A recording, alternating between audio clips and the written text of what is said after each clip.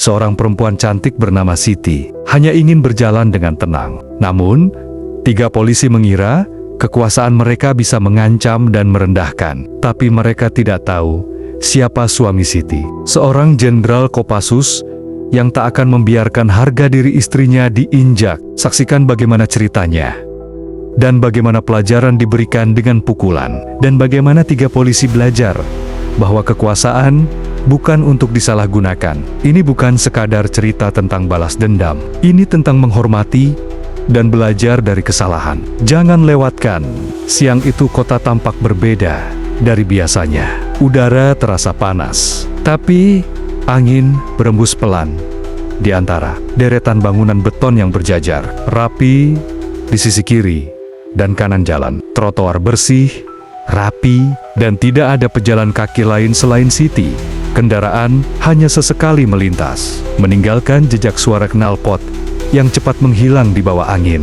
Siti mempercepat langkahnya sedikit, matanya mengamati sekeliling. Ia tahu jalan ini biasanya ramai, terutama pada jam pulang kerja. Tapi entah kenapa, hari itu terasa lengang, seperti kota sedang menarik napas panjang sebelum sesuatu terjadi. Instingnya menangkap sesuatu yang tidak biasa. Di kejauhan, ia bisa melihat 3 sosok berseragam berdiri di ujung trotoar dekat perempatan. Mereka tidak bergerak banyak, hanya berdiri. Kadang saling berbicara, kadang melihat ke arah jalan. Siti memperhatikan dari jauh. Ia tahu mereka polisi. Ia juga tahu tidak ada kendaraan yang sedang diberhentikan. Tidak ada aktivitas razia yang benar-benar berjalan. Langkah Siti mulai melambat. Bukan karena takut, tapi karena waspada. Ia tidak punya alasan untuk takut. Ia tidak melakukan kesalahan apapun, tapi ada perasaan tak nyaman yang menyelinap di benaknya. Jalanan itu seperti panggung sunyi. Tidak ada penonton. Tidak ada suara klakson. Bahkan kicauan burung pun nyaris tak terdengar. Hanya suara langkah Siti yang mengisi ruang kosong antara dirinya dan para polisi itu. Ia menarik napas dalam. Jalanan sepi seperti ini bisa menjadi berbahaya, bukan karena siapa yang ada, tapi karena siapa yang merasa punya kuasa saat tak ada saksi. Siti tetap tenang. Ia tahu bagaimana bersikap. Ia bukan perempuan sembarangan. Ia istri seorang prajurit. Bukan prajurit biasa, tapi seorang jenderal Kopassus. Tapi hari itu, ia hanya seorang perempuan yang berjalan sendiri di jalanan kota yang terlalu sepi, menuju 3 pasang mata yang kini tertuju padanya. Langkah kaki Siti terdengar pelan menyusuri trotoar kota. Wajahnya cantik, berhijab rapi, dan matanya menatap lurus ke depan. Ia berjalan sendiri, mengenakan baju sederhana namun bersih, membawa tas kecil di pundaknya. Suasana kota siang itu cukup tenang. Mobil sesekali lewat, tapi jalanan tak seramai biasanya. Siti baru saja keluar dari toko buku. Ia hendak menuju halte terdekat untuk pulang. Matahari tidak terlalu terik, angin berhembus pelan, menyibak ujung jilbabnya. Meski suasana kota tampak damai, Siti tetap waspada. Ia tahu, kadang keadaan bisa berubah dalam sekejap. Langkahnya terus maju, perlahan mendekati sebuah persimpangan. Tempat razia sedang berlangsung. Di persimpangan jalan, 3 polisi berdiri dengan santai. Mereka mengenakan seragam lengkap, rompi kuning terang, dan helm putih. Sebuah motor patroli terparkir di dekat trotoar. Tak ada kendaraan yang melintas saat itu, membuat suasana razia tampak tidak aktif. Ketiganya tampak berbincang sambil sesekali melihat ke jalan. Sesuai prosedur, mereka seharusnya memeriksa kendaraan yang lewat. Namun, jalanan sepi. Tak ada mobil yang bisa diberhentikan. Tak ada pengendara yang bisa diperiksa. Salah satu polisi menghela napas panjang. "Sepi banget ya? Dari tadi nggak ada yang lewat," ujarnya sambil memutar lehernya pelan. "Ya udah, santai dulu aja," jawab polisi lainnya, sembari menyandarkan tubuhnya ke tiang rambu lalu lintas. Mereka tidak tahu, beberapa meter dari situ, Siti sedang berjalan mendekat. Langkah Siti terus maju, perlahan tapi pasti. Jarak antara dirinya dan ketiga polisi itu semakin dekat. Udara di sekitarnya terasa berubah, bukan karena suhu, melainkan suasana. Ketiganya kini berhenti berbicara. Mereka berdiri dengan posisi berbeda, tapi mata mereka sama semua mengarah padanya. Tatapan itu bukan tatapan biasa. Siti sudah sering merasakan pandangan semacam itu. Bukan rasa hormat, bukan sekadar penasaran, tapi tatapan yang mengukur, menilai, dan memandang dengan maksud tersembunyi. Tatapan laki-laki yang merasa berkuasa, merasa bisa mempermainkan siapa saja yang lewat di hadapannya saat tidak ada yang melihat. Polisi yang berdiri di tengah sedikit melangkah maju. Senyum kecil terbentuk di sudut bibirnya. Sendirian, "Mbak," suaranya datar, tapi nadanya seperti mengandung sesuatu yang tak pantas. Siti tidak menjawab. Ia hanya menoleh sebentar, cukup untuk menunjukkan bahwa ia mendengar, tapi tidak cukup untuk memberi celah bagi percakapan yang tidak ia inginkan. Ia melanjutkan langkah tanpa mengubah ekspresi wajahnya. Polisi kedua ikut bersuara. Lebih santai tapi nadanya mengejek. "Jalan kaki siang bolong, cantik-cantik begini, nggak takut kenapa-napa?" Siti berhenti sejenak. Matanya menatap lurus ke arah mereka. Tenang, tapi tajam. Ia tidak berkata apa-apa. Tatapannya cukup untuk memberi peringatan, tapi ia tahu, kadang orang-orang seperti ini tidak mengerti bahasa isyarat. Ketiga polisi itu kini berdiri sejajar, seolah mencoba menghalangi jalannya secara halus. Tidak ada tindakan yang benar-benar terang-terangan, tapi sikap tubuh mereka jelas. Mereka tidak berniat membiarkan Siti lewat begitu saja. "Mau kemana, Mbak? Kita lagi razia nih," ujar yang ketiga, dengan senyum tipis yang membuat Siti muak. "Razia? Razia?" Siti akhirnya bicara. Suaranya tegas, tidak keras, tapi cukup membuat ketiganya terdiam sejenak. "Jalanan sepi, nggak ada kendaraan, dan kalian berdiri di sini sambil mengganggu pejalan kaki. Itu kalian sebut razia?" Senyum mereka perlahan pudar. Ada yang tertawa kecil untuk menutupi rasa malu. Ada yang mencoba tetap tenang, tapi Siti tidak peduli. Ia memalingkan wajah, lalu mengeluarkan ponselnya. Ia mengetik cepat, lalu menekan tombol panggil. "Halo Mas," katanya singkat. "Aku diganggu 3 polisi di perempatan dekat toko buku tempat biasa kita ketemu." "Iya, aku sendiri." Ia menutup telepon tanpa menoleh ke arah 3 polisi itu lagi. Kini bukan Siti yang harus takut, tapi mereka. Siti masih berdiri tegak di trotoar, matanya menatap lurus ke depan. Namun, telinganya tidak bisa menghindari suara-suara yang mulai kembali terdengar dari ketiga polisi yang berdiri hanya beberapa langkah darinya. Ketiganya kini saling melempar pandang, ragu antara melanjutkan atau mundur. Tapi ego mereka, rasa kuasa yang terbentuk karena seragam di tubuh, mendorong mereka untuk tetap membuka mulut. Mbak, jangan marah dong," kata salah satu dari mereka, mencoba melunak. Tapi senyumnya justru terasa mengejek. "Tadi kan cuma nanya." Suara Mbak enak juga didengar, halus banget. Yang lain menimpali, kini dengan langkah kecil mendekat. "Iya, kita cuma pengen kenal, siapa tahu nanti bisa saling bantu. Cantik begini jalan sendirian, kita khawatir." "Loh, takut ada orang jahat," ujar yang ketiga, sambil tertawa pendek. Kalimat itu terdengar seperti perhatian, tapi jelas tidak tulus. Siti tetap diam. Ia tidak mengubah ekspresi, tapi dalam dadanya, kemarahan mulai membara. Ia bukan anak kecil. Ia tahu perbedaan antara niat baik dan kelakuan buruk yang dibungkus basa-basi murahan, dan yang sedang berdiri di hadapannya sekarang adalah 3 oknum yang memanfaatkan seragam untuk mempermainkan orang lain. "Serius, Mbak? Kalau ada yang ganggu, tinggal bilang, kita bisa jaga," kata yang pertama lagi. Suaranya dibuat lebih lembut, seolah mencoba menciptakan suasana nyaman. Tapi Siti tahu, ini bukan kenyamanan, ini pelecehan. "Nomornya boleh, Mbak? Siapa tahu, kalau ada apa-apa, bisa saling hubungi," lanjutnya, kali ini dengan senyum lebih lebar, berusaha menyembunyikan nada dominasi di balik sikap pura-pura ramah.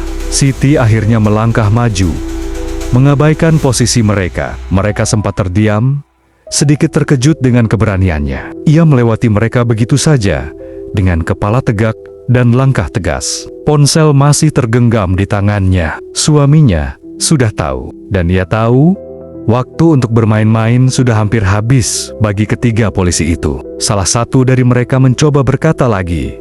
Kini terdengar gugup. Mbak, jangan baper. Kita cuma bercanda. Namun, Siti tak menoleh sedikit pun. Wajahnya tetap tenang, tapi dadanya panas oleh rasa marah dan muak yang ditahan. Dalam hatinya, ia menghitung waktu. Ia tahu, suaminya tidak akan lama. Dan saat itu tiba. Bukan ia yang akan bicara, melainkan tindakan. Siti terus melangkah, menjauh dari ketiga polisi yang berdiri di belakangnya. Masih saling melempar tatapan dan bisik-bisik rendah. Langkahnya tetap tenang, tapi hatinya bergemuruh. Ia tidak menunjukkan kemarahan itu di wajah, tapi di dalam dirinya ada bara yang menyala, siap meledak kapan saja. Sudah lama ia menyimpan muak terhadap perilaku seperti itu.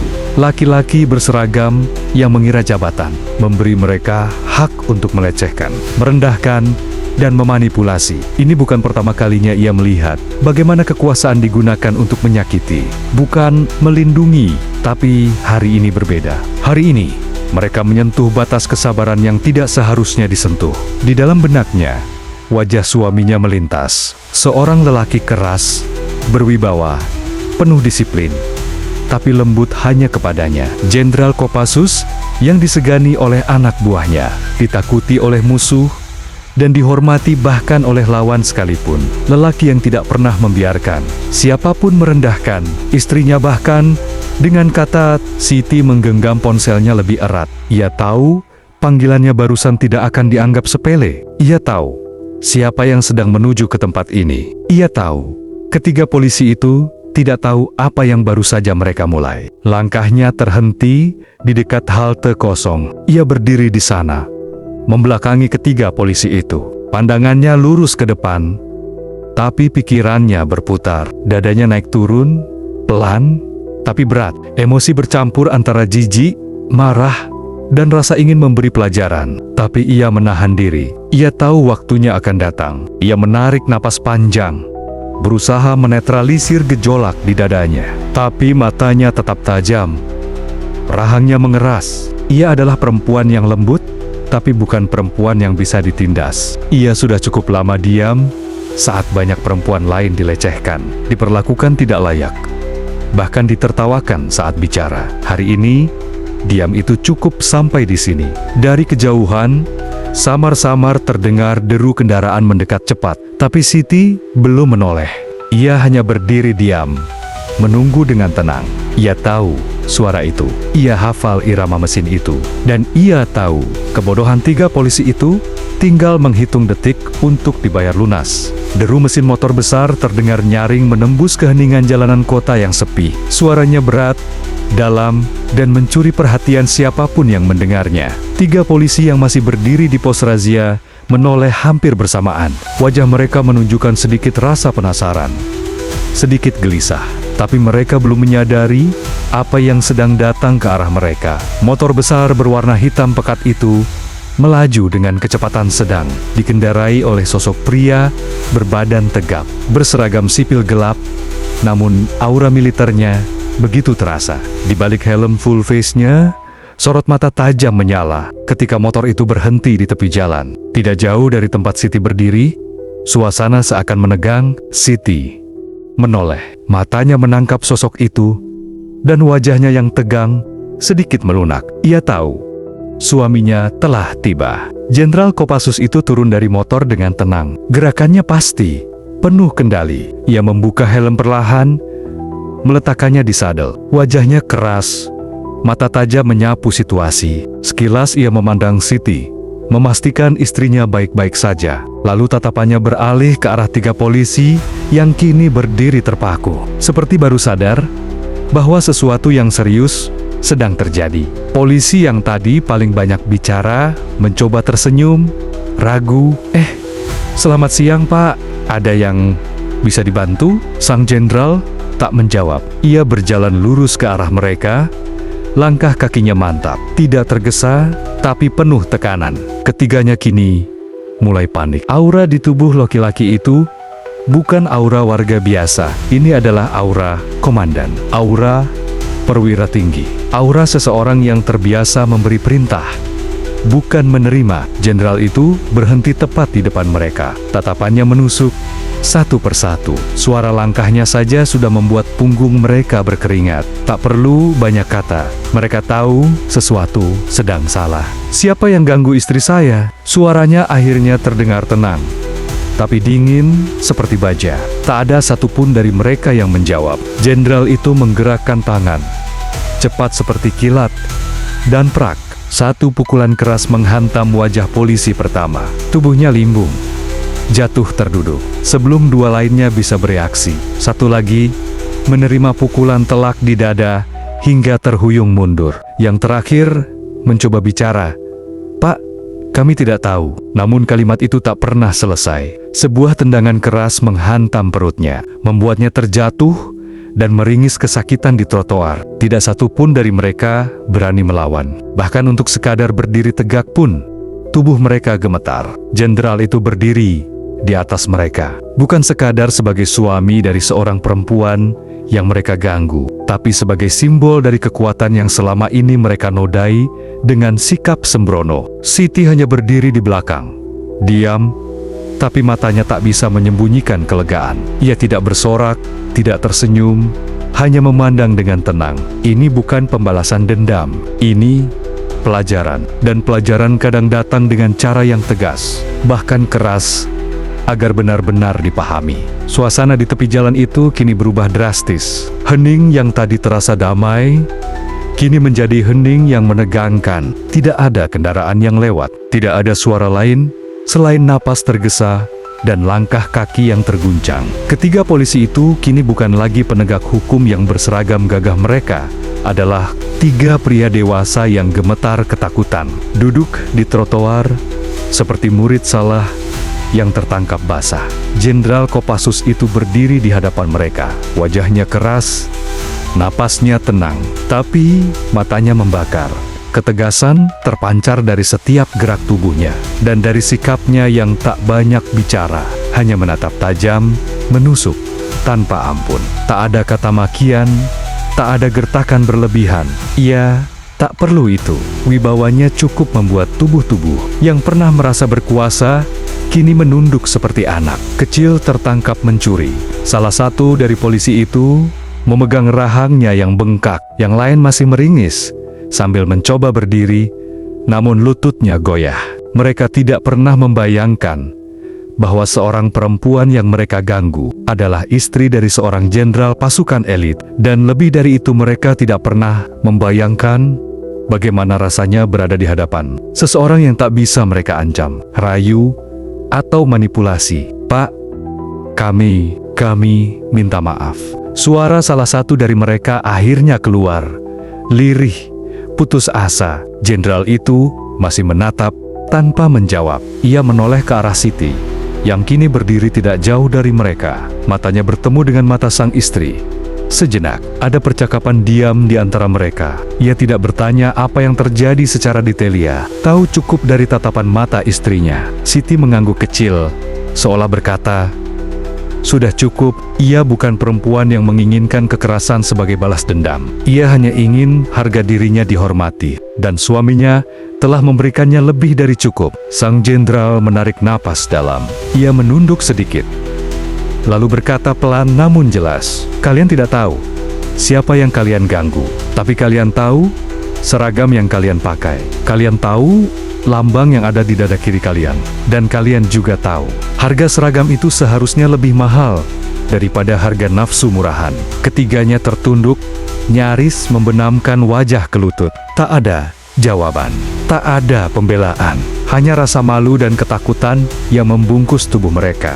"Jangan pernah lagi kalian memakai seragam untuk menekan yang lemah," lanjut sang jenderal, masih dengan suara tenang.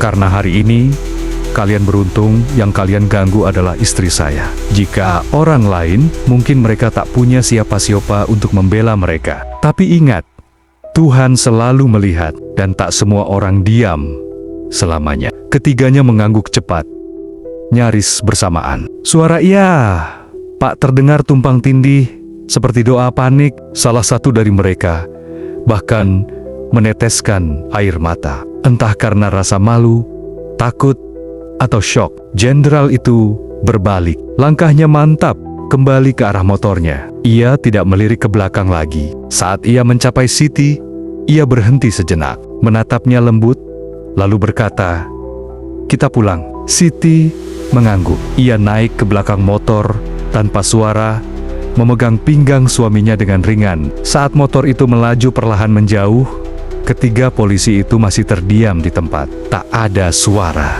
tak ada gerakan, hanya rasa syok yang menggantung di udara. Mereka hampir apes. Bukan karena mereka dihajar, tapi karena mereka nyaris kehilangan segalanya.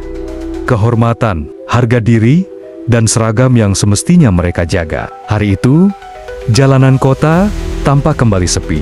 Suasana yang tadinya mencekam, kini mulai mereda.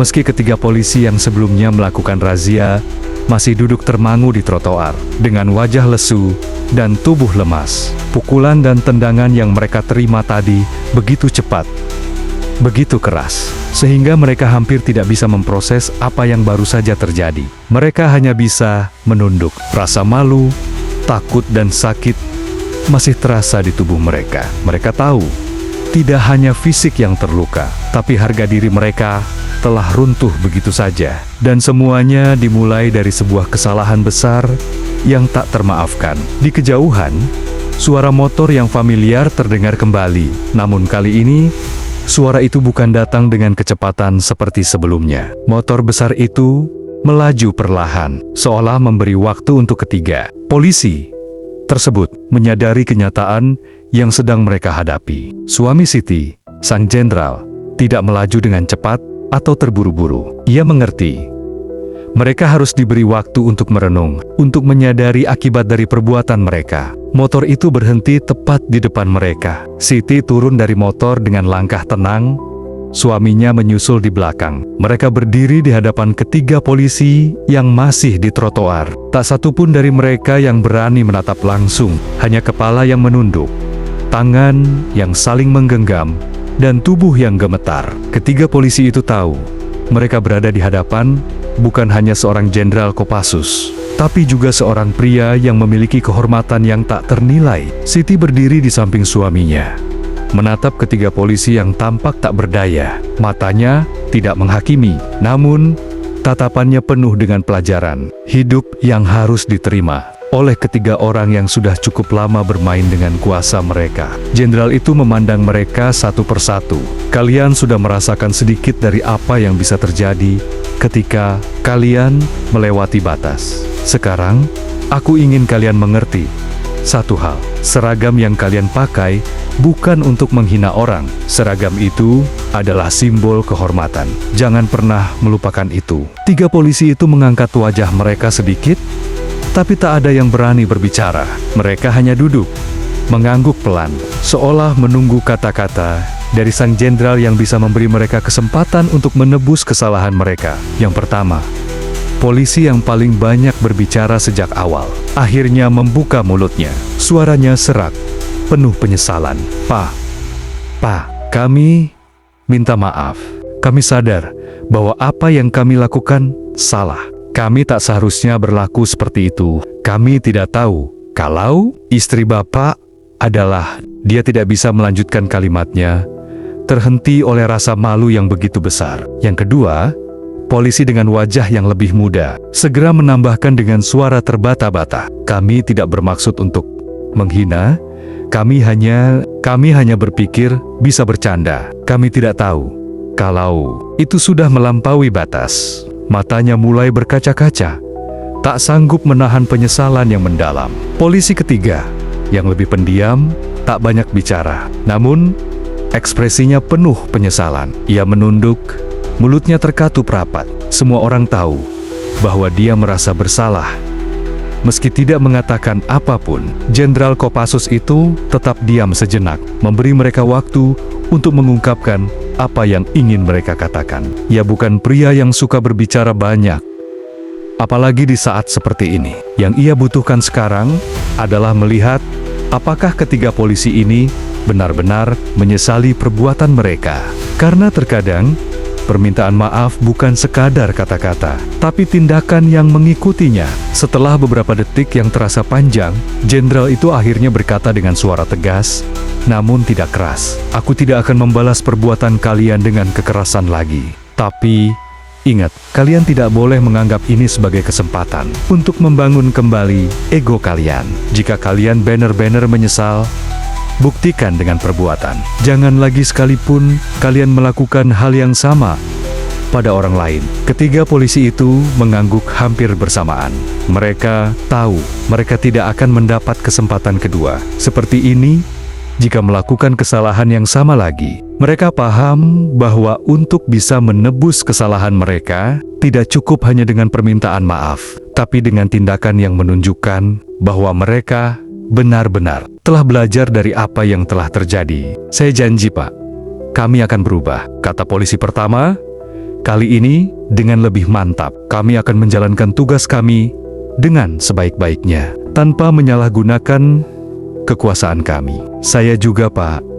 Saya tidak akan pernah lagi melakukan hal seperti tadi," lanjut polisi kedua. Polisi ketiga akhirnya mengangkat kepalanya dan berkata dengan suara pelan, "Kami benar-benar menyesal.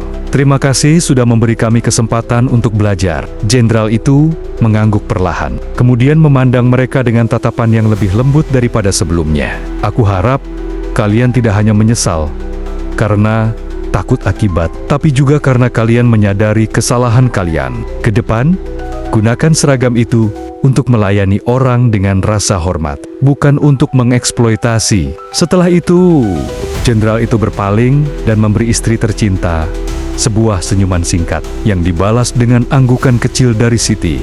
Tanpa kata-kata lagi, mereka berdua naik ke motor dan melaju kembali meninggalkan ketiga polisi yang masih duduk di trotoar, yang kini tampak lebih rendah dari sebelumnya. Ketiga polisi itu hanya bisa menatap kepergian mereka dengan perasaan bercampur. Mereka tahu hari itu adalah titik balik dalam hidup mereka. Mungkin ini bukan akhir dari kesalahan mereka, tapi ini adalah awal dari sebuah perjalanan untuk memperbaiki diri, agar tak ada lagi orang yang mereka hina, tak ada lagi orang yang merasa terintimidasi, dan tak ada lagi orang yang merasa takut hanya karena mereka mengenakan seragam. Dengan demikian, cerita ini berakhir dengan pelajaran besar yang akan dikenang oleh ketiga polisi tersebut. Dan juga bagi siapa saja yang pernah menyalahgunakan kekuasaan mereka.